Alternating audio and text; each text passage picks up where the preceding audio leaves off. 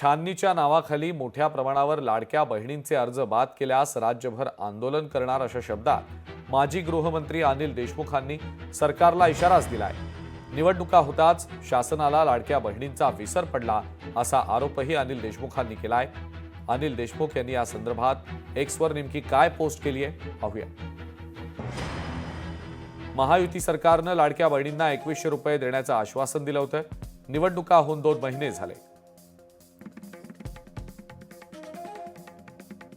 शासनाला लाडक्या बहिणींचा विसर पडलाय। त्यांच्या मानधनात वाढ करण्यासाठी कोणतीही हालचाल होताना दिसत नाहीये।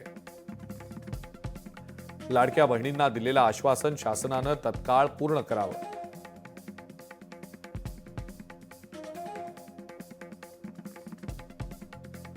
छाननीच्या नावाखाली मोठ्या प्रमाणावर लाडक्या बहिणींचे अर्ज बाद करण्यात आल्यास आम्ही राज्यामध्ये मोठं आंदोलन उभं करू असं अनिल देशमुख म्हणतात।